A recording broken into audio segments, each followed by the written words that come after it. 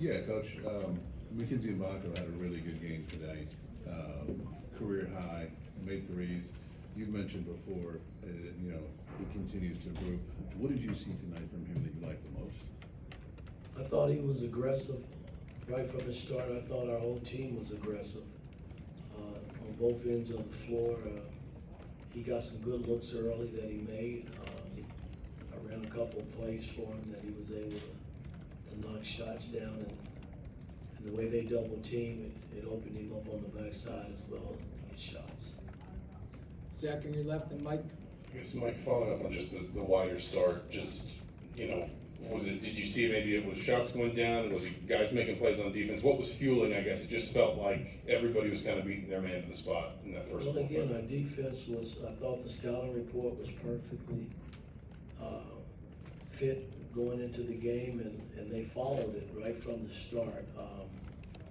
And we really defended the ball. I mean, we didn't let their guards really get away from us in terms of getting downhill, so we really focused in on not giving straight line drives where we had to help as much. And I thought our bigs did a pretty good job in battle and inside with their bigs. And so it was a total team effort tonight. Mike on your left and Todd.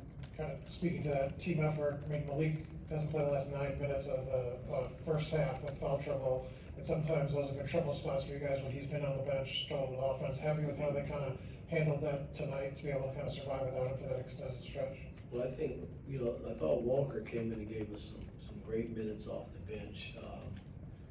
And they were shuffling guys in and out, so we were able to match, with them. But Walker was huge off the bench for us when Malik had to go to the bench.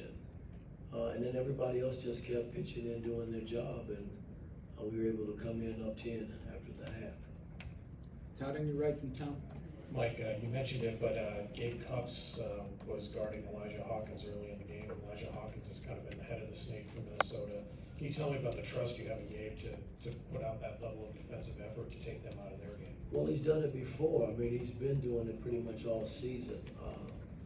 When we stick him out on real quick guards, and the Michigan guard was kind of an example, I guess, of him going out.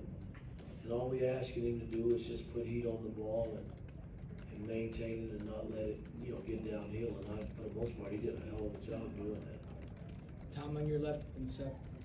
Mike, can you put your finger on it at all as to how you guys can be so bad one night and then so good the next? Well, it's the road. I mean, it's tough on everybody in the Big Ten on the road. It's just not our team. Everybody's kind of having a tough time winning on the road. And we got to figure it out. Our safe haven is here at home. I get that. And, we got to continue to win our games here at home, but somehow I got to help us get over the hump and get us feeling good about playing on the road. I really thought that wouldn't be a big problem for us after, winning the Michigan game right off the bat, but it has been, and we got to fix it as we move forward. Seth, row 2, and then Mason. Mike, you've talked several times about wanting your team to play a full 40-minute ball game. I'm not sure if tonight would rise to that level for you, but it felt like one of the more complete performances, at least kind of close to that you've had in a while. What after the Rutgers game the last few days kind of allowed this to happen? Well, I thought we were solid in the Ohio State game. I really did. That was a battle game, back and forth. The Rutgers game, we just, when you miss free throws, you turn it over, you don't rebound it. You set yourself up to lose. And tonight, we didn't make our free throws again, but we rebounded pretty well, and we didn't turn it over. We kept our turnovers down, so it was a solid game. But we got to somehow convert how we play here at home on the road. That's going to be the difference moving forward. Mason in front and Dylan. Coach in New York, talking about McKenzie, you told us that he would come around, that he was going to be fine, he just needed some time to develop. Tonight, obviously you mentioned him being really aggressive. What does that add to his offense, to his offensive game, him being able to put it on the floor and go to the basket? Well, it's just not McKenzie, man. You guys, you got to understand that these young guys, it take a while to develop.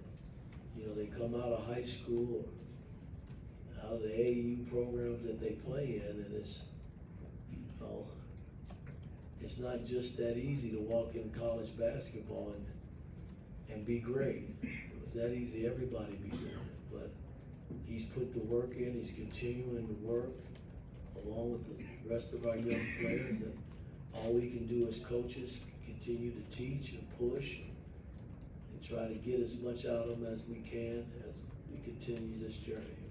Dylan, back row, last one. Coach, can you just talk a little bit about the decision to put Gabe Cupps in the starting lineup over Xavier Johnson and how that affected the I'm game? not gonna, you know, in-house stuff, I mean, again, I decided to go with Gabe, and Gabe came in and played extremely well. I thought the minutes X played were positive minutes for us to help us win. All right, thanks, coach.